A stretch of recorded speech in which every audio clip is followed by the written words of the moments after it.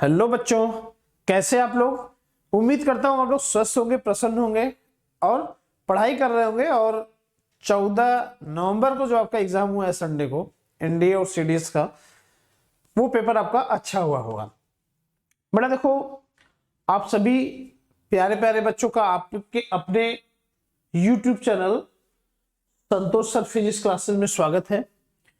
बच्चा देखो, ऑफलाइन के क्लासेस से लगभग डिफेंस की कोचिंग में मुझे पढ़ाते हुए आज 10 साल से ज्यादा हो चुका है। मैं 2010 से पढ़ा रहा हूं और जो भी डिफेंस की तैयारी करने वाले बच्चे प्रयागराज में कोचिंग किए हुए हैं वो समझ पा रहे होंगे। और जो नया बच्चा है उसे ज्यादा कुछ नहीं बोलना है, बस इतना बोलना है बेटा कि जो एनडीए का पेपर हुआ है 14 नवंबर को, फिलहाल मैंने YouTube पे बहुत ज्यादा वीडियो तो नहीं अपलोड किए हैं, लेकिन जितने भी वीडियो मैंने अपलोड किए हैं आप उनको देख लीजिए और देखने के बाद आप एनडीए का पेपर उठा करके देखिए, आपको लगेगा कि क्वेश्चन हूबहू वही उतारे हुए हैं।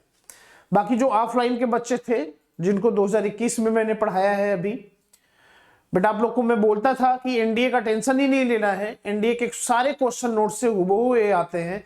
2011, 12, 13 से लेकर के 21 तक कभी भी किसी बच्चे का फिजिक्स का नोट्स मेरा उठा लीजिए, पढ़ डालिए और आप 2021 का पेपर उठा लीजिए, आपको सारे क्वेश्चन नोट्स के अंदर से मिलेंगे। और ऐसा हुआ भी। बस उस समय जब बोलता हूं तो बच्चों को लगता है कि सर ऐसा बोलने पता नहीं ऐसा होगा, पर बेटा देखो मेरे लिए क्या होता है, एक कहावत है ना, मेरे लिए जैसे रोज कुआं खोदना है और रोज पानी पीना है, वही सिचुएशन होती है। हर साल सभी बच्चों को ये बताया जाता है कि बेटा आया हुआ क्वेश्चन आएगा। जब एग्जाम में आता है सारे क्वेश्चन फंसते हैं तो कहते हैं हाँ सर आया। अगली साल फिर हमें यही साबित करना होता है। वो संयोग है कि जो बच्चा पढ़ के जाता है वो रिकमेंड करता है कि भाई संतोष सर से फिजिक्स पढ़ लो, बहुत अच्छा पढ़ा रहे हैं। उसके घर का कोई बच्चा आ गया तब तो ठीक है, वरना नया बच्चा जब आता है तो हमें उस समय भी अपने आप को प्रूफ करना पड़ता है। और आज भी फिर मैं प्रूफ करने जा रहा हूं। जो 14 नवंबर को एग्जाम हुआ है, बड़ा सारे क्वेश्चन आप ईमानदारी से, जो बच्चे ऑफलाइन में पढ़े हुए बच्चे हैं, ईमानदारी से आप पूरा नोट्स तैयार करके पेपर उठाइए और बताइए कौन सा क्वेश्चन नहीं आया है। सारे क्वेश्चन हूबहू आए हैं। लेकिन एक बात जरूर बोलूंगा, पहले भी आप लोग को बताता था कि फिजिक्स एनडीए में इजी आता है, एयरफोर्स सेक्स ग्रुप में, नेवी में फिजिक्स टफ आता है। तो आप ये मान के नहीं चलेंगे कि यही लेवल है। खास करके पुराने बच्चों को सारा चीज एक्सप्लेन किया गया है। जो बच्चा नया बच्चा देख रहा होगा उसके लिए मैं बता रहा हूं कि बेटा देखो, फिजिक्स का क्वेश्चन आप इसको देख करके बहुत खुश मत हो जाइएगा कि क्वेश्चन इतना इजी आता है क्या। एनडीए का पेपर जीके के हिसाब से आता है, लेकिन एयरफोर्स और नेवी का जो पेपर होता है वो जीके की तरह से नहीं होता है। उसका पेपर फिजिक्स का तगड़ा पेपर होता है। अगर तगड़ा पेपर नहीं होता तो इंडियन नेवी ने 25 क्वेश्चन में 4 क्वेश्चन क्वालिफाइंग बनाया था फिजिक्स में, बच्चे नहीं कर पाए, फेल हो गए, उनको 2 क्वेश्चन कट ऑफ बनाना पड़ा। तो आप समझ लो 25 में 2 क्वेश्चन कट ऑफ जब बन रहा हो तो क्या हल हो सकता है, इजी पेपर नहीं आएगा। और जितनी भी कोचिंग के बच्चे आते थे वो बोलते सर मैं फिजिक्स में फेल हो गया, क्या करूं, फिजिक्स में फेल हो। तो इसका मतलब कुछ तो था, ऐसे थोड़ी ना करके बोल रहे हैं। और यहाँ बाहर के बच्चे भी आते थे जो देहरादून से पढ़ करके आते थे, तमाम जगह से आते थे। तो बस उनको इतना बोलना चाहूंगा कि बेटा किसी को डरने की जरूरत नहीं है, फिजिक्स पढ़ना है, आप कॉन्सेप्ट सीखिए। और जो नया बच्चा देख रहा है एनडीए में पेपर कैसा आता है, ये आप थियरी पढ़े होंगे जितना पढ़ाया गया, उसके अलावा अभी मैं आपको क्वेश्चन डिस्कस करूंगा। तो अब देखिए कि क्वेश्चन कितने इजी लेवल पे आए हैं, आप सोच भी नहीं सकते हो, ठीक है ना। तो थोड़ा सा वर्क हार्ड कर दो बेटा, रिटेन आपका आराम से निकल जाएगा। सब सब्जेक्ट बहुत आसान है, ठीक है। तो आज फिर मैं आज मंगलवार को मैं आपको ये एक्सप्लेनेशन कर रहा हूं बेटा। एक्चुअली संडे को पेपर ही हुआ तो शाम को मुझे पेपर मिला, बच्चों ने पेपर दिया और मंडे को तबीयत खराब हो गई थी हमारी। आज मैं ट्यूसडे मंगलवार को एक्सप्लेन कर रहा हूं, ये शायद आपका वेडनेसडे बुधवार तक का शायद अपलोड हो जाए, ठीक है। आंसर तो बहुत कोचिंग वालों ने दे दिया फटाफट, लेकिन एक्सप्लेनेशन के साथ मैं आपको एक्सप्लेन करूंगा कि क्यों ऐसा होता है, ठीक है। और तमाम कोचिंगों के जो गलत आंसर आए हैं, बच्चों के जो गलत कमेंट है कि सर इसका आंसर ये गलत है, इसका आंसर गलत है, बेटा गलत तो तब आएगा जब हूबहू आप नेट से सर्च करके टिक मार देंगे कि ये सही होता है। जब टीचर एक्सप्लेन करेगा उसको, वो गलत नहीं करता है, ठीक है। तो आइए मैं बकायदा सारे क्वेश्चन का एक्सप्लेनेशन करूंगा और आपको दिखाऊंगा कि पेपर किस तरह से आया, किस तरह से सॉल्व किया जाता है। तो आए हुए अभी एनडीए का पेपर आज मैं डिस्कस करूंगा, इसके बाद फिर सीडीएस का पेपर डिस्कस किया जाएगा, साइंस का और मैथ्स का। ठीक है, एनडीए का सारा सीक्वेंस है, फिजिक्स का पेपर एक्सप्लेन होगा अभी, ठीक है। इसके बाद आपका इंग्लिश का जो पोर्शन है वो एक्सप्लेन किया जाएगा, ज्योग्राफी का जो क्वेश्चन होगा वो ज्योग्राफी वाले सर एक्सप्लेन करेंगे, इकोनॉमिक्स का इकोनॉमिक्स वाले सर एक्सप्लेन करेंगे, करंट अफेयर का करंट अफेयर्स वाले सर एक्सप्लेन करेंगे। बेटा ये यूपीएससी का एग्जाम है, अगर कोई अपने आप को कहता है कि बहुत धुरंधर है, वो सारे सेक्शन को एक्सप्लेन कर सकता है, तो ये सिर्फ मजाक है, ठीक है ना। ऐसा कोई नहीं हो सकता है कि वो हिस्ट्री, ज्योग्राफी, इकोनॉमी, पॉलिटिक्स सारी चीज में उसी तरह से कमांड रखता हो जिस तरह से वो किसी एक पर्टिकुलर सब्जेक्ट में एक्सपर्ट है। जीएस तो सिविल मैं दे रहा हूं, मैं भी जीएस एक्सप्लेन कर सकता हूं, पर मैं उसको टच नहीं करने वाला हूं क्योंकि मैं एक्सपर्ट फिजिक्स में हूं, तो मैं फिजिक्स का सेक्शन लेके आया हूं। तो बारी बारी से आपके सारे सेक्शन एक्सप्लेन किए जाएंगे, उसका कॉन्सेप्ट बताया जाएगा, ठीक है बच्चों। आइए देखें और अच्छे से इसको समझिए, और अगले 2022 में जो इंडिया का एग्जाम होगा, एयरफोर्स का, नेवी का जो भी एग्जाम होगा, उसके लिए रणनीति बनाइए और अच्छे से पढ़ाई करिए, ठीक है बच्चों। आइए चलिए आगे बढ़ते हैं।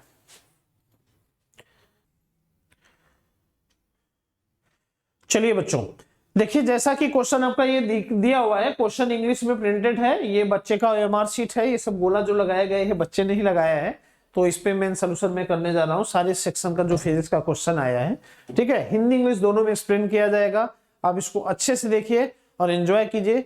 एक्चुअली मैं आज आपको डिस्कस करूंगा सेट ए, ठीक है बच्चों। आपका जो डिस्कशन होगा वो यहाँ पे होगा सेट ए का, ठीक है। तो आपका यहाँ पे जो डिस्कशन होगा बच्चा, यहाँ पे होगा सेट ए, ठीक है, सेट ए, ठीक है। तो सेट ए का डिस्कशन होगा।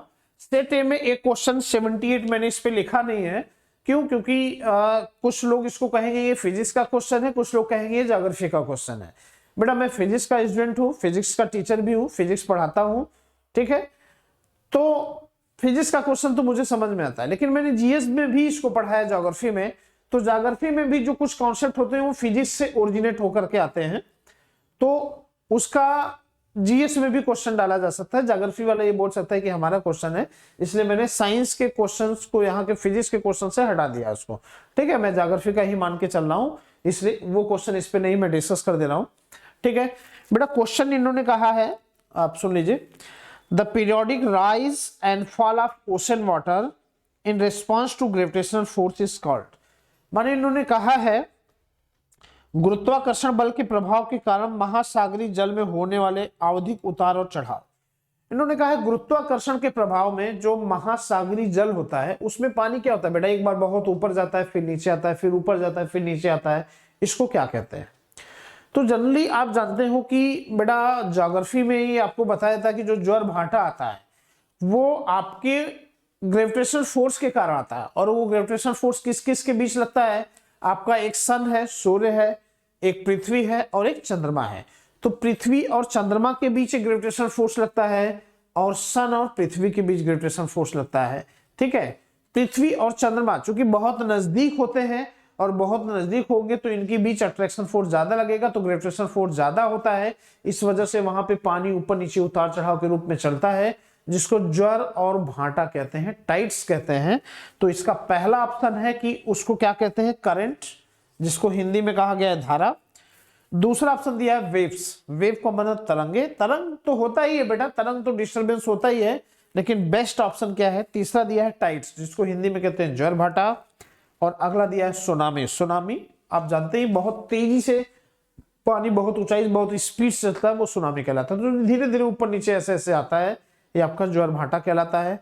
आपसे ये क्वेश्चन भी जीएस का इंपॉर्टेंट होता है कि दिन भर में कितनी बार ज्वार भाटा आता है, या एक बार ज्वार भाटा आया तो अगली बार जो आएगा उसके बीच में कितने समय का गैपिंग होता है। ये सब ज्योग्राफी का क्वेश्चन है, तो यहाँ पे नहीं दिया हूं, ठीक है। अब बेटा मैं साइंस के क्वेश्चन पे आ रहा हूं। क्वेश्चन साइंस का स्पेशली फिजिक्स का क्वेश्चन डिस्कस किया जा रहा है। तो क्वेश्चन नंबर 114 है। यहाँ पे इन्होंने कहा है बायंसी इज एन, बायंसी इसको हिंदी में हम कहते हैं उत्प्लावकता, इसको बच्चा हम कहते हैं उत्प्लावकता, ठीक है। तो बेटा उत्प्लावकता होता क्या है, आप इसको ऐसे समझो। तो बच्चों यहां पे देखो उत्प्लावकता होता क्या है, अगर मैं डिस्कस करूं आपका, तो आप लोगों ने एक चीज देखा होगा, लकड़ी का एक गुटका ले लीजिए और पानी में रख दीजिए तो क्या होता है? तैरता है, ठीक है ना। तो जब तैरता है बच्चा ऐसे समय में क्या होता है, जो ये पानी है, मान लिया पानी नीचे होता है ऐसे, इसके ऊपर अगर आप लकड़ी का एक गुटका रख देते हैं तो इसके ऊपर तैरता है। तो ऐसे सिचुएशन में क्या होता है बच्चा, जो गुटका है जैसे ये है, ये तैर रहा है पानी के ऊपर, तो इसका मास अगर m है तो फोर्स ऑफ ग्रेविटी, गुरुत्व बल नीचे की तरफ क्या लगता है, mg। तो mg क्या होता है, नीचे की तरफ एक गुरुत्व बल लगता है, ठीक है, m बराबर mg। तो पानी भी क्या करता है, जब ये नीचे की तरफ लगता है तो इसको डूब जाना चाहिए, लेकिन डूबता क्यों नहीं, क्योंकि अंदर की तरफ से ऊपर की तरफ एक फोर्स लगाया जाता है जो इसको ऊपर की तरफ रोकता है, उसको हम कहते हैं बायंसी फोर्स या उत्प्लावकता, ठीक है। तो यहां पे इन्होंने पूछा है कि बॉयंसी इज एन, उत्प्लावकता क्या है, तो इन्होंने दिया अपवर्ड प्रेशर। तो प्रेशर नहीं होता है बेटा, प्रेशर दाब होता है, प्रेशर इक्वल होता है फोर्स अपन एरिया, ठीक है। तो ये क्या होता है, डाउनवर्ड प्रेशर, ये भी गलत है, डाउनवर्ड फोर्स तो ग्रेविटेशनल फोर्स लगता है, फोर्स ऑफ ग्रेविटी लगता है, ऊपर की तरफ लगने वाला जो बल होता है वो फोर्स ऑफ बायंसी होता है। तो आपका डी ऑप्शन क्या है, अपवर्ड फोर्स, इसको हम कहेंगे बच्चा फोर्स ऑफ बायंसी। तो मुझे लगता है कि आपका इस क्वेश्चन का सलूशन समझ में आ गया।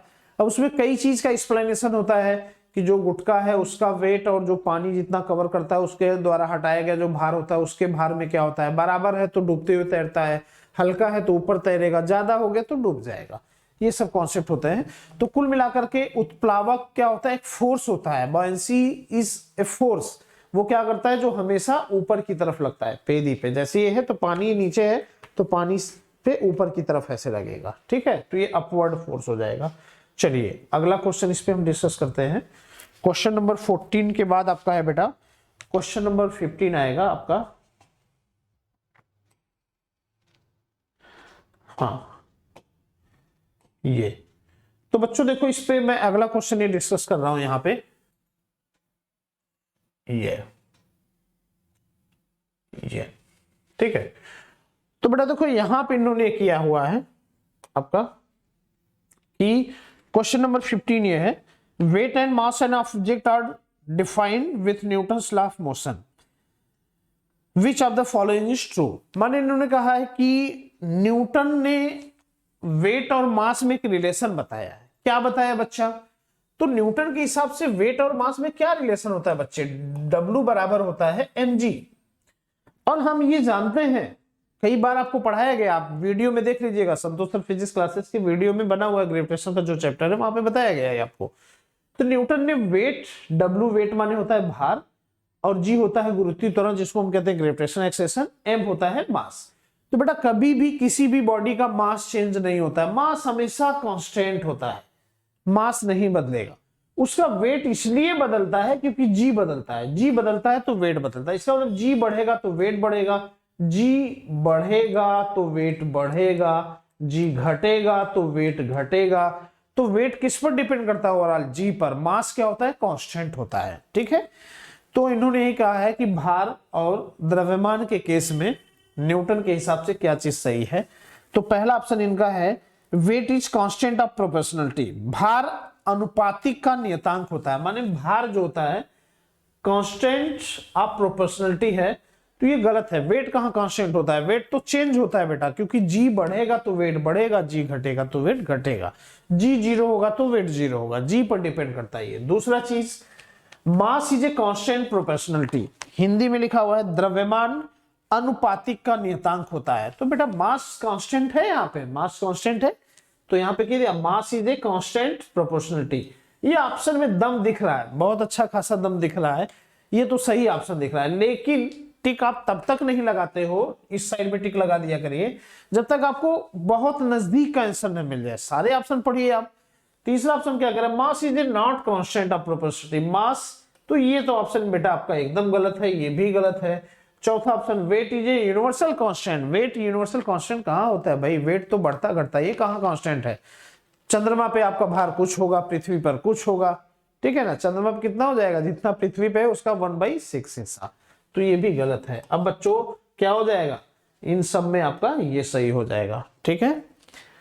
एक्सप्लेनेशन के साथ है, कोई इसको गलत नहीं काटने वाला है, ठीक है ना, एक्सप्लेनेशन के साथ है, पूरा अच्छे से आपका एक एक कॉन्सेप्ट क्लियर होगा यहाँ पे, और साथ साथ आंसर भी पता चलेगा, ठीक है। चलिए बच्चा, अब हम क्वेश्चन नंबर 16 पे आ रहे हैं। 16 क्वेश्चन ये कह रहा है fundamental laws of physics require. Question number 16, fundamental laws of physics requires, माने फिजिक्स के जो मौलिक नियम होते हैं वो क्या चीज रिक्वायर करते हैं। हिंदी में इसका है भौतिक विज्ञान के मूलभूत नियम में क्या अपेक्षित है, क्या चीज अपेक्षित होता है। तो बेटा क्या होता है इसमें, एनर्जी, मोमेंटम और चार्ज सब आपस में क्या होने चाहिए, कंजर्व होने चाहिए। आपने पढ़ा है ना कंजर्वेशन ऑफ एनर्जी। मौलिक नियम में क्या आइंस्टीन ने क्या बताया, पूरे ब्रह्मांड की ऊर्जा क्या होती है, नियत होती है। Energy can neither be created not destroyed, ऊर्जा को न तो उत्पन्न किया जा सकता है ना ही नष्ट किया जा सकता है। पूरे ब्रह्मांड की ऊर्जा क्या है, कांस्टेंट है, फिक्स है। हाँ ये होता है कि एक बॉडी से दूसरे बॉडी में ऊर्जा का ट्रांसफर होता है, काइनेटिक टू पोटेंशियल होगा, पोटेंशियल टू काइनेटिक होगा। जैसे मान लिया आप लोग पढ़ने आए, साइकिल उठाया, पैडल चलाना शुरू कर दिया फटाफट तो काइनेटिक में चल गए। आपका घर नजदीक आया, ब्रेक मारना शुरू किया तो काइनेटिक धीरे धीरे कम हुआ। जैसे आपने साइकिल खड़ी कर दिया, क्या हुआ, पोटेंशियल में कन्वर्ट हुआ। तो एक प्रकार की एनर्जी दूसरे में कन्वर्ट होती है, लेकिन ऐसा नहीं है कि लॉस होता है। ठीक है, ऊर्जा संरक्षण का नियम यही है। तो फंडामेंटल लॉज यही, ऊर्जा हमेशा कंजर्व होना चाहिए। तो एनर्जी कंजर्व होना चाहिए और उसी तरह से पूरा चार्ज कंजर्व है बेटा। तो एनर्जी और चार्ज दोनों कंजर्व होना चाहिए। और इस तरह से आपका यहाँ पे डी ऑप्शन इसमें बेहतर दिख रहा है। सारे ऑप्शन आप पढ़ लीजिएगा, आपके सामने ये है। ठीक है, चलिए अगला क्वेश्चन नंबर 16 में डिस्कस करने जा रहा हूं। ठीक है, क्वेश्चन नंबर 16 लो, 16 तो हो गया भाई, 17। तो बच्चा क्वेश्चन नंबर 17 डिस्कस करूंगा। इस पे हो जाएगा आपका ये क्वेश्चन नंबर 17। गुड, चलो बहुत अच्छा क्वेश्चन है ये 17। Work is set to be 1 joule when force of. क्या क्वेश्चन है ये, इंटरमीडिएट का क्वेश्चन नहीं है एयरफोर्स वालों के लिए। बहुत आसान क्वेश्चन है बेटा, सभी बच्चों को पता है कि वर्क डन, आपको ये तो एनडीए सीडीएस दोनों में पढ़ाया गया है भाई, दोनों के क्लासेस में पढ़ाया गया है। वर्क डन आपका क्या होता है बच्चा, वर्क डन यहां पे होता है, वर्क डन इक्वल टू क्या होता है, एफ डी कॉस थीटा। ठीक है, फोर्स इनटू डिस्प्लेसमेंट। होता क्या है बच्चे, अगर मान लिया एक मास बॉडी एम यहां पर है और ये यहां से यहां डिस्प्लेस होकर के अगर ऐसे आ रहा है और इसको यह फोर्स लगा के खींचा जा रहा है, तो फोर्स थीटा एंगल है, तो फोर्स का हॉरिजॉन्टल कंपोनेंट क्या हो जाएगा, एफ कॉस थीटा, और वर्टिकल क्या हो जाएगा, एफ साइन थीटा। तो ऐसे सिचुएशन में क्या हो जाएगा बच्चे, वर्क डन क्या होता है, वर्क डन होता है आपका जिस डायरेक्शन में डिस्प्लेसमेंट हो रहा है उस डायरेक्शन में फोर्स। तो फोर्स क्या लग जाएगा, ये लग जाएगा F cos theta into D, और इसी को हम लिखते हैं F D cos theta. Theta 0 हो गया तो फोर्स इक्वल टू क्या होता है, एफ इंटू डी। अब इन्होंने क्या बोला है, इन्होंने कहा है कि 1 joule work is set to be 1 joule. 1 joule कार्य कब कहा जाएगा, माने कार्य 1 जूल होना चाहिए। तो कब कहा जाएगा बेटा, ऑप्शन से चेक कर लेते हैं। पहला option 4 Newton moves an object by 25 centimetre. तो बेटा देखो फोर्स की जगह हम रख देते हैं, कितना दिया है, 4 न्यूटन का बल बोल रहा है, गुणे ये डिस्प्लेसमेंट कितना दिया है, 25 सेंटीमीटर।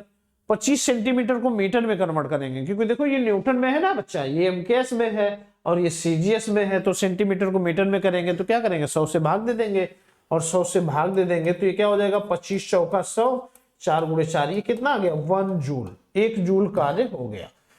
तो आपका पहला आंसर तो लगभग सही दिख रहा है। दूसरा देखते हैं क्या होता है, 2 newton moves an object by 1 metre. आप 2 न्यूटन से करोगे तो बेटा बल गुणे विस्थापन, तो इसमें कितना आ जाएगा, 2 जूल आ जाएगा, जो कि गलत हो जाएगा।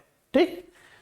तीसरा 1 Newton moves an object by 1 centimetre. तो जब इससे मूव कराओगे तो फोर्स 1 हो जाएगा और 1 सेंटीमीटर अपॉन 100 हो जाएगा, तो ये आपका 1 जूल आएगा ही नहीं। ठीक है, तो बच्चा इसमें सबसे, ये 50 है तो ये कितना हो जाएगा, फोर्स की जगह 1 न्यूटन हो जाएगा। 50 को सेंटीमीटर में करोगे तो बटे 100, ये कितना आ जाएगा, 1/2। तो कुल मिलाकर के ये भी गलत है। तो बेटा कौन सा ऑप्शन सही है इसमें, पहला ही ऑप्शन सही है, इसका कैलकुलेशन ये है आपका। ठीक है, तो उम्मीद करता हूं कि आपको ये चीजें अच्छे से समझ में आ गई होंगी, आप इनको देख लीजिए। ठीक है, तो क्वेश्चन नंबर 17वां का ये सोल्यूशन है। इसके बावजूद भी अगर आपको नहीं समझ में आएगा तो आप व्हाट्सएप पे मैसेज कर देंगे, आपको सॉल्व करके भेज दिया जाएगा। ठीक है, मुझे लगता है कि इतना पर्याप्त है आपको। फोर्स इंटू डिस्प्लेसमेंट होता है बेटा, फोर्स जिस यूनिट में होता है डिस्प्लेसमेंट को भी वही यूनिट रखते हैं, तो इस तरह से इसका आंसर आता है। ठीक है, अगला बढ़ते हैं क्वेश्चन नंबर 18 पे। तो क्वेश्चन नंबर 18 क्या कह रहा है? क्वेश्चन नंबर 17 का आपका ये हो गया था, क्वेश्चन नंबर 18 पर आ रहे हैं। तो इन्होंने क्या कहा है? A uniform motion of car along a circular path experience. ठीक है, इन्होंने कहा है कि सर्कुलर पाथ पर अगर कोई कार एक समान वृत्तीय गति में है, ठीक है, माने इन्होंने कहा है किसी वृत्तीय पथ पर किसी कार की एक समान गति में क्या चीज घटित होता है। तो बेटा देखो, जनरली हम जानते हैं वृत्तीय गति दो तरह से होता है, एक समान वृत्ति, असमान गति। सर्कुलर मोशन दो तरह से होता है, यूनिफॉर्म सर्कुलर मोशन और नॉन यूनिफॉर्म सर्कुलर मोशन। तो बेटा आपको डिस्कस किया गया था कि जब यूनिफॉर्म सर्कुलर मोशन होता है, कोई भी पार्टिकल चलता है, तो ऐसे केसेस में उसका स्पीड क्या होता है? कांस्टेंट होता है। स्पीड जो होता है एक समान वृत्तीय गति में टाइम के रिस्पेक्ट में नियत होता है, चाल समय के सापेक्ष नियत होता है। और जब चाल नियत होगा तो यहाँ पे जो टेंजेंशियल एक्सेलेरेशन होता है, स्पर्श रेखी त्वरण, वो जीरो होता है। तो एक समान वृत्तीय गति में टोटल जो एक्सेलेरेशन होता है वो अभिकेंद्र त्वरण होता है या त्रिज्य त्वरण होता है, जिसको इंग्लिश में कहते हैं सेंटीपिटल एक्सेलेरेशन और रेडियल एक्सेलेरेशन। ठीक है, तो क्वेश्चन क्या कहा है? Change in speed due to change in its direction of motion. बेटा एक समान वृत्ति का मतलब क्या हुआ? हमसे कह दिया जाए हमें एक समान चाल से चलना है, इसका मतलब क्या हुआ? हमारा स्पीड फिक्स है, स्पीड कांस्टेंट है। तो ये तो पहले ही गलत हो गया।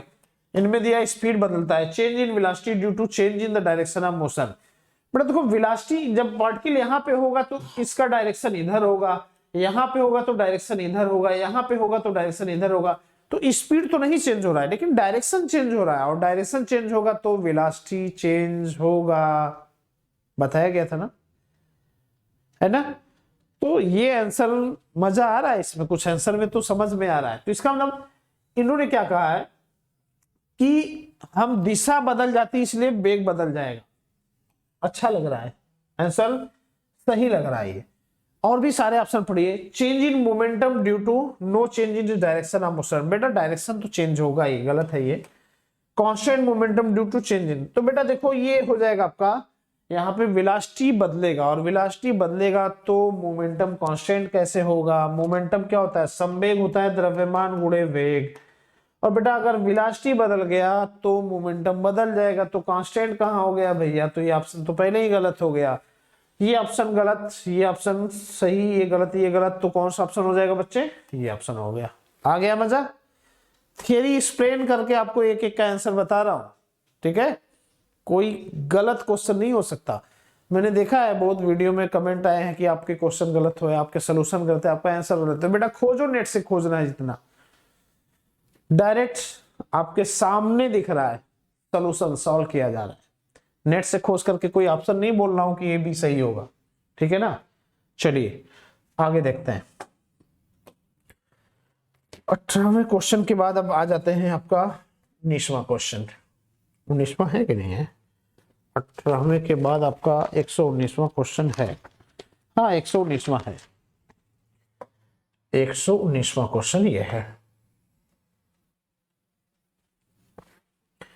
बेटा एक चीज जान लो, अगर 119वां क्वेश्चन कोई बच्चा नहीं कर पाया तो शायद जिंदगी में इतना इजी क्वेश्चन नहीं पाने वाला है। ठीक है, यहां पे इन्होंने क्या कहा है? 3 equal resistance are connected in parallel. मान लिया 3 इक्वल रेजिस्टेंस है, आर आर आर, इन सबको किसमें कनेक्ट कर दिया गया बच्चे? पैरेलल में। Then total resistance in circuit become, तो परिपथ में कुल प्रतिरोध क्या हो जाए? भाई 3 रेजिस्टेंस है, बराबर रेजिस्टेंस है, उनको समांतर क्रम में जोड़ दिया गया है। तो बच्चे समांतर का फार्मूला क्या होता है? तो हाई स्कूल का बच्चा चुटकी में मारेगा यार, फिर आप तो आसानी से कर ले जाओगे। क्या हो जाएगा बच्चे? ये हो जाएगा 1/r डैश। पैरेलल का फार्मूला क्या होता है? 1/r बराबर 1/r1 plus 1/r2 plus 1/r3। Parallel में रेजिस्टेंस घटता है, डिक्रीज करता है, तो जाहिर सी बात है कम तो आएगा। तो ये क्या हो जाएगा? 1/r डैश बराबर 1/r plus 1/r plus 1/r, ये क्या हो जाएगा बच्चा? 3/r। तो r डैश बराबर क्या हो जाएगा बेटा? r/3। तो तुल्य प्रतिरोध क्या हो जाएगा? 1/3 हो जाएगा। आया समझ में? कौन सा ऑप्शन है? खोजो खोजो आप लोग, कौन सा ऑप्शन होगा? 1/3 of the individual resistance R मान लिया, इसका 1/3 हो गया। आया मजा? मजा आ गया। ठीक है, अब आप लोग को तो मजा आएगा ही, सॉल्व हो गया। बहुत इजी क्वेश्चन था, कुछ है नहीं, हाई स्कूल का बच्चा सॉल्व करेगा। 2/3 गलत है, इक्वल गलत है, 3 टाइम्स गलत है। ठीक है ना, ये देखो 3 टाइम्स भी बोल दिया है घुमाने के लिए, तो बच्चे समझ में आ गए, तो क्वेश्चन सॉल्व कर दिया गया है। इसका मतलब बेस्ट आंसर कौन सा है? ये बेस्ट का यही है ही, और कोई आंसर सही नहीं है। तो क्वेश्चन 119 क्लियर हो गया। चलिए आगे बढ़ते हैं, आगे बढ़ते हैं बच्चा। देखो अगला क्वेश्चन क्या है, 120। हाँ 120 क्वेश्चन बेटा, इन्होंने देखा Rutherford alpha particles scattering experiment was responsible for the discovery of which of the following. Rutherford ने एक एक्सपेरिमेंट किया था, ठीक है, जिसमें से आपका अल्फा रेज भी निकला था, बीटा रेज भी निकला था, गामा रेज भी निकला था। अल्फा रेज को हीलियम भी बोलते हैं बच्चे, बीटा आपका इलेक्ट्रॉन होता था, और गामा रेज क्या होता था? न्यूट्रॉन होता था। तो बीटा को निगेटिव भी बोलते हैं, अल्फा को जो है हीलियम बोलते हैं, और गामा आपका न्यूट्रल होता था। तो उसमें बताया गया आपका जो है ये कौन सा एक्सपेरिमेंट था? तो एटॉमिक न्यूक्लियस, ठीक है, एटॉमिक न्यूक्लियस वाला एक्सपेरिमेंट था। माने इसका हिंदी हो जाएगा, सुन लीजिए हिंदी क्या बोल रहा है। 120। हाँ, रदरफोर्ड का एल्फा कण प्रकीर्णन प्रयोग निम्नलिखित में किसकी खोज के लिए उत्तरदायी था? इलेक्ट्रॉन, प्रोटॉन, परमाणु नाभिक, न्यूट्रॉन। तो बेटा परमाणु नाभिक के बारे में रदरफोर्ड ने परमाणु नाभिक पे एक्सपेरिमेंट किया है, एटॉमिक रेड इस पे एटॉमिक न्यूक्लियस पे एक्सपेरिमेंट किया, जिसमें से अल्फा बीटा गामा रेज निकलते थे। ये भी शायद 9th 10th में है, और 11th 12th में भी है। ठीक है, केमिस्ट्री का भी पोर्शन है, ये फिजिक्स का भी पोर्शन है। ठीक है, इस पे कुछ करना ही नहीं, आगे बढ़ जाते हैं बेटा। चलो इस पे अगला हो जाता है 20 के बाद है आपका 27। ये देखो यार, जो थियरी होगा उसमें क्या न्यूमेरिकल सॉल्व करूंगा, इसमें तो ये थियरी है। The device used to produce electric current, ऐसा कौन सा युक्ति है जो विद्युत धारा को उत्पन्न करता है? ठीक है बेटा, सब लोग जानते हो इसको, क्वेश्चन को मैं पढ़ दे रहा हूं, 127 है ना, हिंदी में इसको पढ़ दे रहा हूं। विद्युत धारा उत्पन्न करने के लिए प्रयुक्त साधन को क्या कहते हैं? पहला ऑप्शन है मोटर। मोटर आप जानते हैं, मोटर। अब बेटा देखो, आज के जमाने में सबके घर में मोटर है, टुल्लू मोटर चला देते हैं, टंकी में पानी भर जाता है। तो मोटर इलेक्ट्रिक करंट उत्पन्न करता है क्या? नहीं ना बेटा, सब प्रैक्टिकल लाइफ में है फिजिक्स, मोटर इलेक्ट्रिक करंट कभी नहीं उत्पन्न करता है, तो ये तो गलत हो गया। अमीटर क्या करता है? अमीटर करंट को मेजर करता है। वाह शाबाश। गैल्वेनोमीटर क्या करता है? गैल्वेनोमीटर में आपको संतोष सर फिजिक्स क्लासेस की वीडियो में है। अमीटर क्या होता है, गैल्वेनोमीटर क्या होता है, गैल्वेनोमीटर को अमीटर में कैसे बदलते हैं, इसको वोल्ट मीटर में कैसे बदलते हैं, इसके जो न्यूमेरिकल प्रॉब्लम से सारी चीज पढ़ लेना। तो अमीटर करंट नापेगा, गैल्वेनोमीटर आपका वोल्टेज करंट भी मेजर करता है और चार्ज भी मेजर करता है। तो बेटा इलेक्ट्रिक करंट, जनरेटर क्या होता है? आपने गाँव में शादियां देखी है ना, या किसी प्रोग्राम में देखा है ना, लोग बोलते हैं भाई जनरेटर चला दीजिए, तो डीजल भर देते हैं, उसमें हैंडल घुमा देते हैं कस के। तो क्या होता है बच्चा, जब हैंडल घुमाते हैं तो क्या होता है, उसके बाद चलने लगता है जनरेटर। तो उसके बाद क्या होता है, जो आप ट्यूब राड और सब लगाते हैं ना, फटाफट जलने लगता है। तो क्यों जलता है? क्योंकि उसमें इलेक्ट्रिक करंट फ्लो करता है। तो जनरेटर क्या करता है बच्चे? इलेक्ट्रिक करंट को उत्पन्न करता है। शादी उदियों में अक्सर बोलते हैं ना, जनरेटर चलवा दो, लाइट कट गई है। आ गया मजा? ऐसे क्वेश्चन है। चलिए आगे बढ़ते हैं।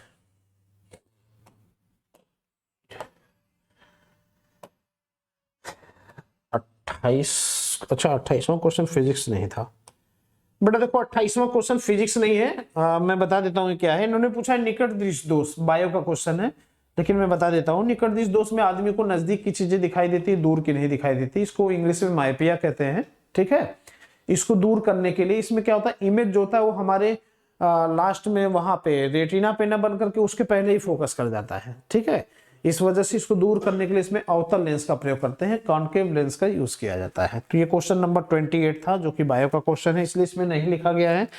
Question number 130, twinkling of star, तारों का टिमटिमाना।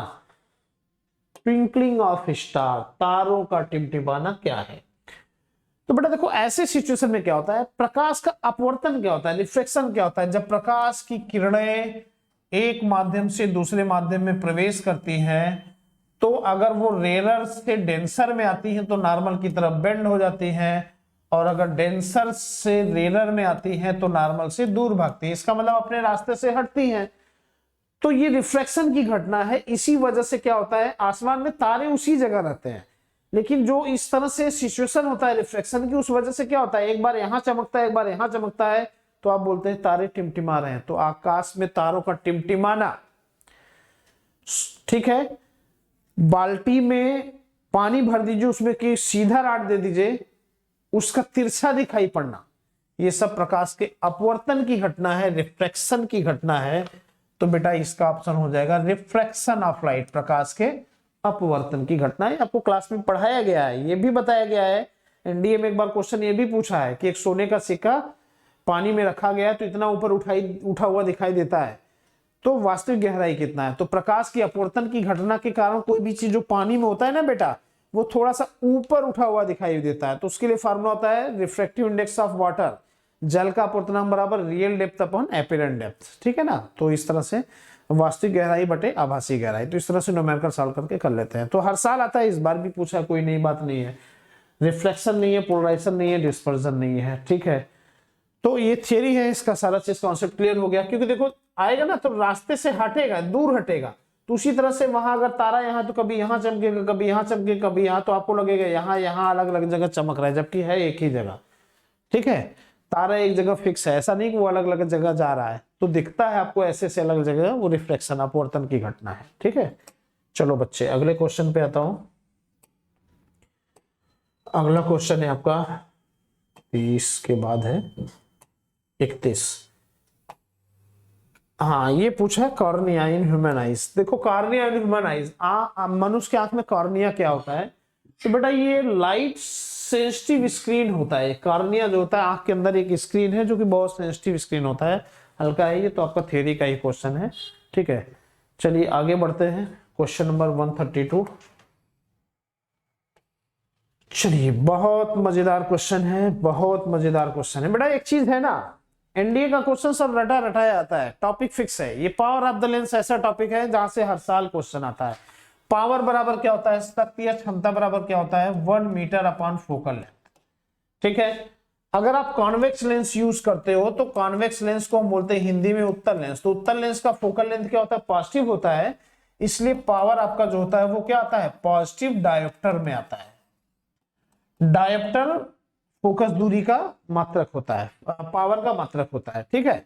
और अगर आप कॉन्केव लेंस यूज करते हो तो कॉन्केव लेंस की फोकल लेंथ क्या होता है, नेगेटिव होता है, इसलिए ओवरऑल आपका ये नेगेटिव होगा तो पावर नेगेटिव आएगा, तो ये पावर नेगेटिव डायोप्टर पढ़ा जाता है। तो नेगेटिव पॉजिटिव मतलब समझ गए ना, पॉजिटिव मतलब कॉन्वेक्स लेंस यूज है, नेगेटिव मतलब कॉन्केव लेंस यूज है। फार्मूला है 1 metre upon focal length. Question इन्होंने क्या कहा है, power of a lens having focal length 25 centimetre. मान इन्होंने कहा है जिसकी फोकस दूरी 25 सेंटीमीटर, उसका पावर क्या होगा। तो बच्चा 1 मीटर में कितना होता है, 100 सेंटीमीटर बटे 25 कर देते हैं, तो 25 चौका 100, 4 आ गया। तो बच्चे आपका क्या हो जाएगा। अच्छा इन्होंने कौन सा लेंस दिया है, इसमें तो सारे पॉजिटिव दिया हुआ है, तो बेटर ऑप्शन ये है। इसका मतलब आपका कन्वेक्स लेंस यूज हो रहा है बच्चे, ठीक है ना। तो ये ऐसा टॉपिक है हर साल एनडीए में इस पे क्वेश्चन आया, उठा के देख लेना, और सब इसी फार्मूले पे आया, ठीक है। चलिए अगला क्वेश्चन डिस्कस करते हैं। 132 के बाद आ जाएगा आपका 136।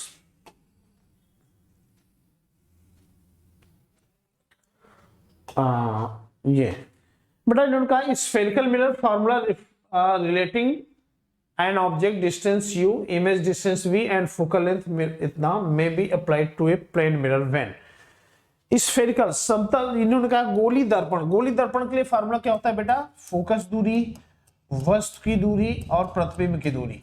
तो उन्होंने कहा ये समतल दर्पण के लिए कब अप्लाई होता है, तो समतल दर्पण प्लेन मिरर के लिए कब आएगा, ये स्फेरिकल मिरर है आपका, स्फेरिकल मिरर है, गोली दर्पण है। तो बेटा प्लेन मिरर का लिए, प्लेन मिरर समतल दर्पण के लिए फोकस दूरी क्या होता है, अनंत होता है। समतल दर्पण की फोकस दूरी अनंत होती है। अब आपको ऑप्शन में खोजना होगा, तो पहला ऑप्शन क्या दिया है, focal length goes to infinite. पहला ही ऑप्शन सही हो गया भाई। आप समतल दर्पण की फोकस दूरी अनंत होती है और आप चाहते हैं गोलीय दर्पण को समतल दर्पण में कब होगा, तो भाई इसकी फोकस दूरी अनंत हो गई, समतल दर्पण हो गया। ठीक है, बहुत इजी जी क्वेश्चन है, जी के टाइप का क्वेश्चन है बेटा। ठीक है, चलिए आगे बढ़ते हैं।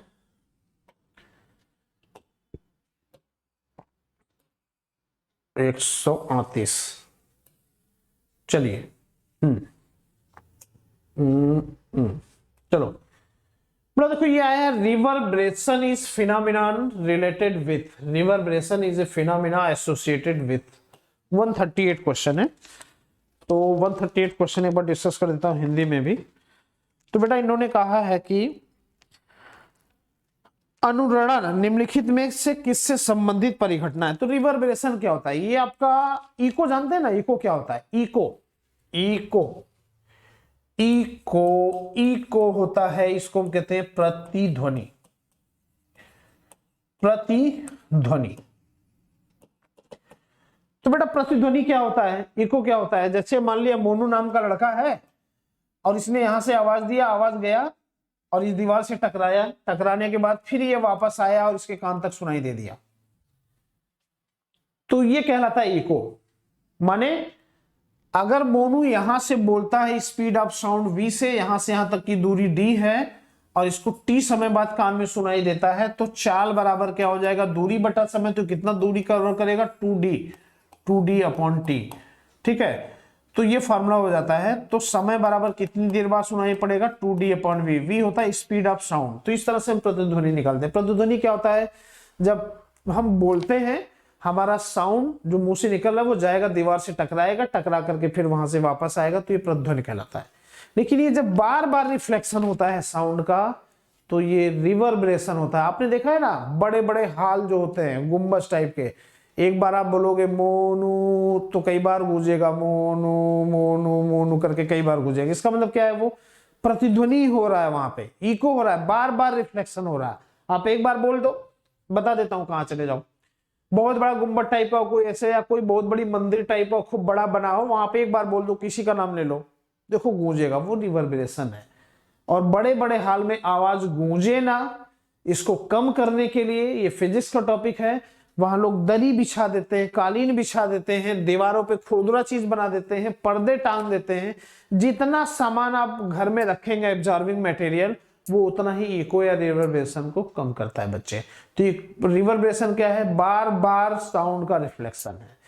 पहला option multiple refraction of sound, refraction थोड़ी नहीं, अपवर्तन नहीं है, परावर्तन है, रिफ्लेक्शन है।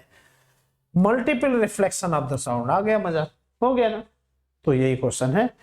अच्छा, आपसे इस पे कोई न्यूमेरिकल पूछे तो ये फार्मूला लगता है, चाल बराबर दूरी बटा समय। देखो स्पीड, डिस्टेंस, टाइम, तीनों में से कोई चीज आप निकाल सकते हो। ये पूछे कितने समय बाद सुनाई देगा तो आप इसको निकाल सकते हो। ठीक है बच्चे, स्पीड 332 मीटर पर सेकंड रख देना, तो डिस्टेंस टाइम में से कोई दो में से कोई एक चीज पूछता है तो कर ले जाओगे।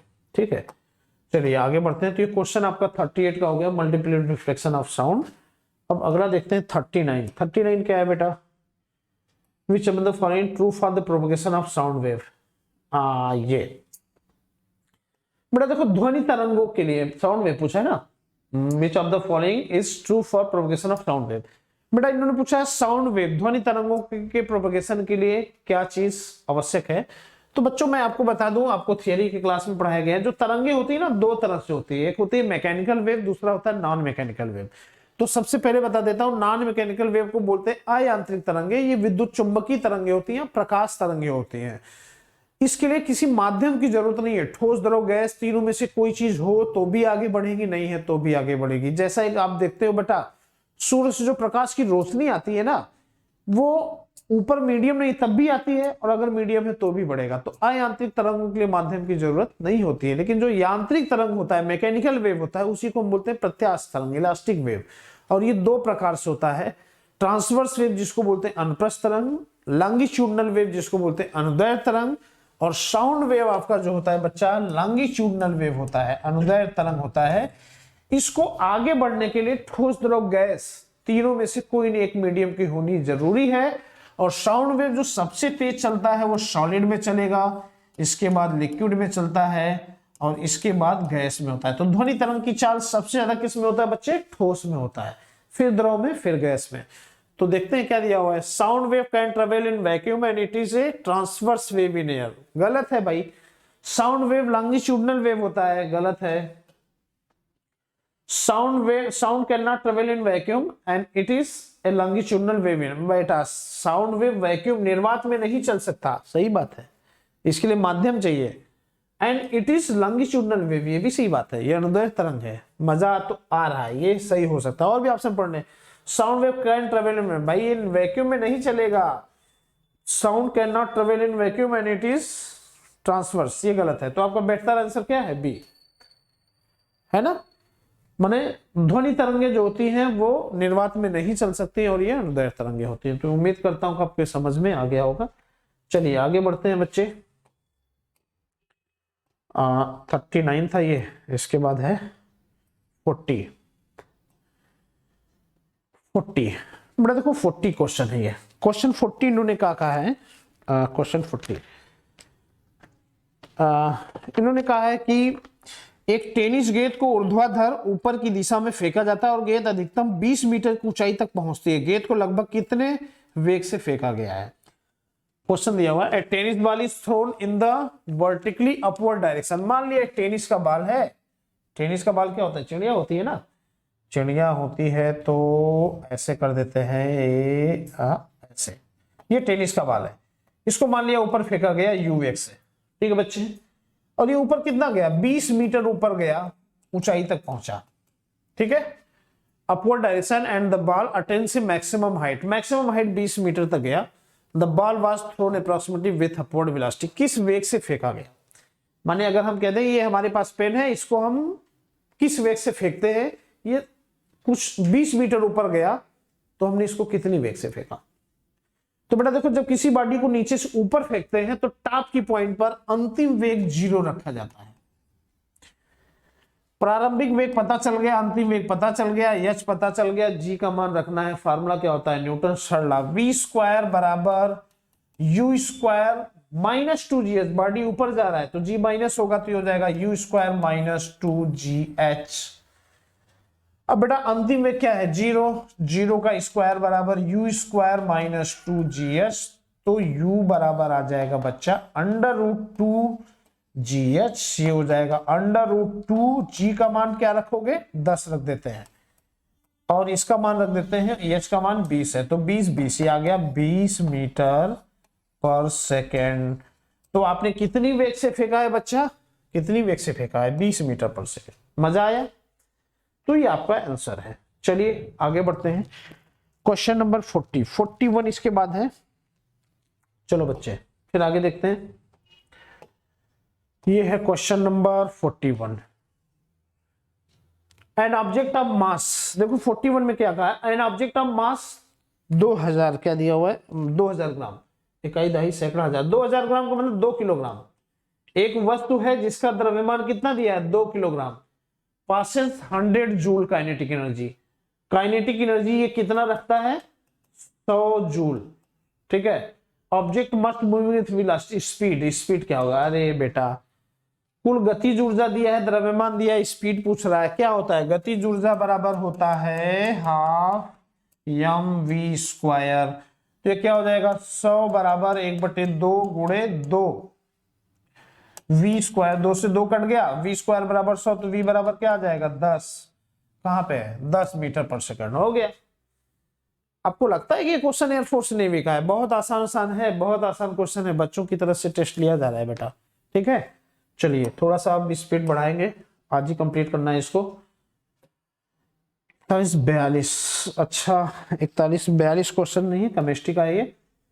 अच्छा 44 बेटा ये है, विच of the following is the chemical formula plaster of Paris. Plaster of Paris का केमिकल फार्मूला क्या होता है? कैल्शियम सल्फेट और हेमीहाइड्रेट होता है। तो आपका ये ऑप्शन सही है, केमिस्ट्री का है, डिस्कस कर दे रहा हूं।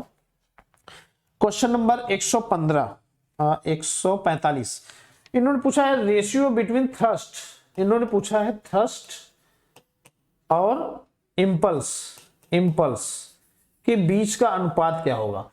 तो बेटा देखो, थ्रस्ट को हम कहते हैं बल, एक तरह से होता है, और ये क्या होता है? बल आवेग। बल आवेग। तो क्या हो जाएगा, बल की जगह बल हो जाएगा, बल आवेग क्या होता है, बल गुणे समय, तो बल से बल कट गया, ये क्या हो गया 1/t, 1 टाइम क्या होता है, फ्रीक्वेंसी होता है। तो ये क्या हो जाएगा बच्चे, फ्रीक्वेंसी।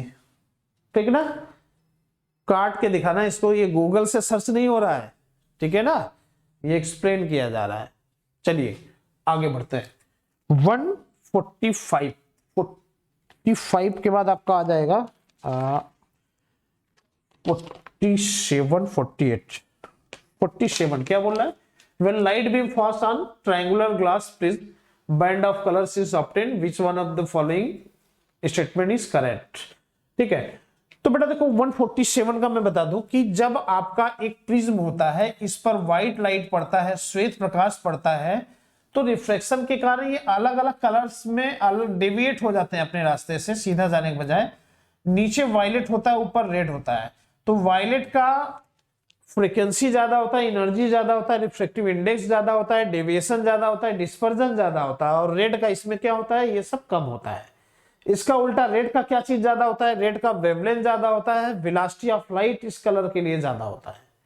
ठीक है, ये प्रिज्म की घटना है, डिस्पर्जन के कारण कई कलर्स दिखाई पड़ते हैं, ये चीज होता है। तो सबसे ज्यादा डेविएशन किस में होता है, इसमें। डिस्पर्जन किस में होता है, वायलेट में। अपवर्तनांक किसका ज्यादा होता है, वायलेट का। एनर्जी किसका ज्यादा है, वायलेट का। फ्रीक्वेंसी किसका ज्यादा है, वायलेट का। तो ऑप्शन देखते हैं क्या दिया है, violet light bends the most as the refractive index of glass for violet light is greatest. तो आपका ये आंसर सही है। ठीक है, तो आपका हो गया 147। 148 पे देखते हैं, 148 क्या है बच्चे, अच्छा 146 भी डिस्कस करना है, चलिए ठीक है।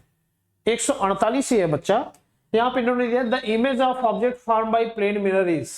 ठीक है, तो देखो समतल दर्पण के द्वारा जो प्रतिबिंब बनता है, तो बेटा कुछ नहीं करना है आपको, ना याद हो तो क्या करना है, शीशे में अपना चेहरा देख लेना, और एक कान में बाली पहन लेना, एक कान में कोई चीज लगा दीजिए, दूसरा कान छोड़ दीजिए, और ऐसे शीशे के सामने खड़े हो जाइए।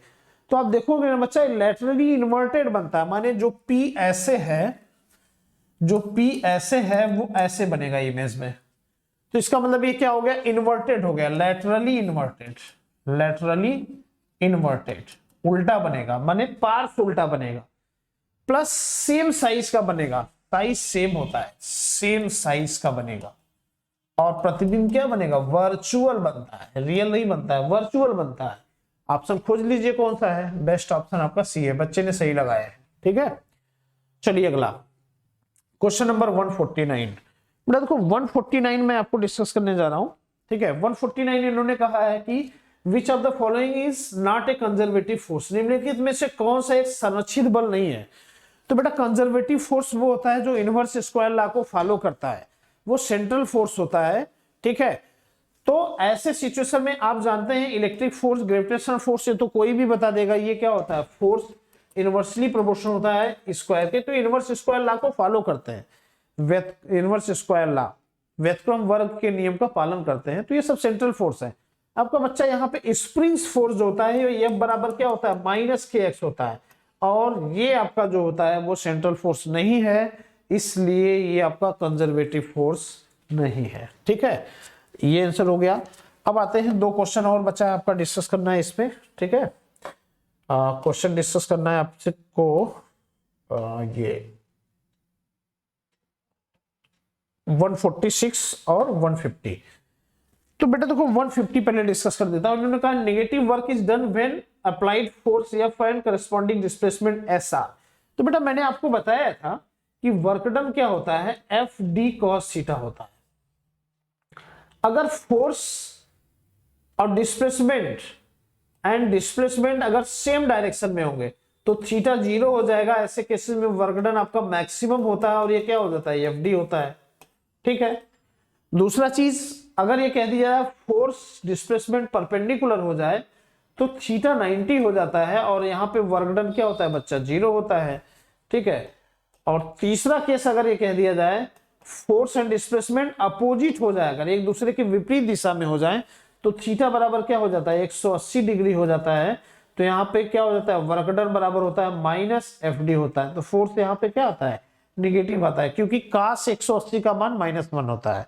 ठीक है, तो इस सिचुएशन में नेगेटिव वर्डन कब होगा, जब फोर्स और डिस्प्लेसमेंट एक दूसरे के अपोजिट डायरेक्शन में हो जाए। तो यहाँ क्या दिया है, परपेंडिकुलर टू ईच अदर गलत है, पैरेलल टू ईच अदर गलत है, antiparallel to, antiparallel माने अपोजिट हो गए, ये सही ऑप्शन है, इक्वल टू, तो ये आपका सही ऑप्शन है। ठीक है बच्चे, तो इस तरह से आपका क्वेश्चन नंबर 150 का ये आंसर है। ठीक है, एक्सप्लेन कर देता हूं इसको फिर से, अगर आपको दिक्कत लग रहा है देख लो। देखो ये है, यम मास का बॉडी है, यम मास का यहाँ पे है, डिस्प्लेसमेंट इसका इधर हो रहा है। जो फोर्स आपका ये लग रहा है बच्चा, अगर फोर्स आपका इधर लग जाए तो क्या होगा, डिस्प्लेसमेंट इधर हो रहा है, फोर्स इधर हो रहा है, तो थीटा क्या होगा, 180 होगा। तो वही कह रहा है कि जब डिस्प्लेसमेंट और फोर्स एक दूसरे के अपोजिट हो जाए, एंटी पैरेलल हो जाए, तब क्या होगा, तो वर्क डन क्या हो जाएगा, एफ डी कॉस 180। cos 180 कितना होता है, -1 होता है, तो ये क्या हो जाएगा, एफ डी मल्टीप्लाइड बाई -1, तो क्या हो जाएगा, निगेटिव एफ डी, तो वर्क डन निगेटिव होता है। ठीक है, तो 150 का ये आंसर है आपका एंटी पैरेलल। ठीक है, अब आते हैं प्रिज्म पर, डिस्कस करते हैं। क्वेश्चन नंबर है 146, लास्ट क्वेश्चन है, फिजिक्स का लास्ट क्वेश्चन है ये। ठीक है, उम्मीद करता हूं आपको समझ में आएगा, क्यों, क्योंकि मैं एक्सप्लेनेशन के साथ डिस्कस कर रहा हूं। बेटा देखो, प्रिज्म में होता क्या है ना, प्रिज्म में रिफ्रैक्शन होता है, और रिफ्रैक्शन का ये रूल होता है कि ये नॉर्मल होता है, अभिलंब होता है। ये डेंसर अगर है और रेरर है, जिसको बोलेंगे अगर ये नीचे विरल है और ऊपर क्या है, सघन है, तो जब भी कोई बॉडी सघन से विरल में आता है तो अभिलंब से दूर भागता है, माने डेंसर से रेरर में आता है तो नॉर्मल से दूर भागता है, और उसी जगह अगर वो रेरर टू डेंसर में आता है तो ऐसे केसेस में नॉर्मल की तरफ भागता है। तो जब एक मीडियम से दूसरे मीडियम में इंटर करेगा तो बेंड होगा थोड़ा सा, ये रिफ्रैक्शन की घटना है। और प्रिज्म जो होता है रिफ्रैक्शन की घटना होता है। तो प्रिज्म में देखते हैं क्या होता है। तो बेटा देखो, यहाँ पे क्या है, यहाँ पे ये आया सीधा ऐसे इंटर कर गया, ऐसा नहीं है, इसके ऊपर परपेंडिकुलर ऐसे बनेगा, इंटर करेगा, फिर इधर से ऐसे भागेगा, तो ये गलत है। यहाँ पे क्या होगा, ये भी गलत है, क्योंकि इस पे अगर हम आपका नॉर्मल खींचे, ये हो गया, ऐसे इंटर किया, इसमें आया, तो फिर ये क्या होगा, रेलर या डेंसर में तो इधर भागेगा, ये भी गलत है। ठीक है, ये भी गलत है, क्योंकि ये ऐसे है, डायरेक्ट ऐसे नहीं होगा। तो इनका ये ऑप्शन देखो, यहाँ पे एक बार तिरछा ये आ रहा है, फिर बेंड हो रहा है, ठीक है, फिर और बेंड हो रहा है, इसका मतलब इनका ऑप्शन ये सही है। क्यों बेटा देखो, कभी भी एक मीडियम से दूसरे मीडियम में रेस डायरेक्ट ऐसे नहीं आएगा, वो थोड़ा सा डेविएट होगा अपने रास्ते से, ये चीज आपको सर्च करना है। और इन सब में एकदम डायरेक्ट दिया है, स्ट्रेट में दिया हुआ है, स्ट्रेट इंटर कर गया है। यहाँ पे देखिए, यहां से आने के बाद थोड़ा सा बेंड हुआ है, फिर यहां से फिर थोड़ा सा बेंड हुआ है, तो आपका ये आंसर सही है। पिक्चर को बहुत बारीकी से इसमें देखना है। उम्मीद करता हूं आप सबको अच्छा लगा होगा और सब क्वेश्चन का सलूशन मिल गया होगा। और इस क्वेश्चन देखने के बाद आपको जो नए बच्चे उनको ये समझ में आ गया होगा, बहुत एनडीए बहुत हुआ नहीं है, बहुत टफ नहीं आता है। आप अगर अच्छे से मेहनत करोगे बेटा तो आपका सिलेक्शन हो सकता है। लेकिन हाँ, इतना भी खुश नहीं होना है कि फिजिक्स बस इतनी ही आती है। एयरफोर्स नेवी का फिजिक्स टफ आता है, और आप जा करके संतोष सर फिजिक्स क्लासेस में तमाम वीडियो पढ़े, उसको आप देख लीजिए। मैथ का भी जो डाउट्स होगा वो मैं सॉल्व करूंगा, एनडीए मैथमेटिक्स का, ठीक है। इंग्लिश का डाउट्स आपको सॉल्व कर दिया जाएगा इसी तरह से एक्सप्लेन करते हुए, जिसमें आपको एक एक चीज का कॉन्सेप्ट पता चले, आपको आंसर ना खोजना पड़े, इसका ए, इसका बी, इसका सी। यार गूगल पे खोजोगे सारी चीजें आ जाएंगी, आपका बेस क्लियर होना चाहिए। तो उम्मीद करता हूँ आपको अच्छा लगेगा। ठीक है बेटा, थैंक यू वेरी मच।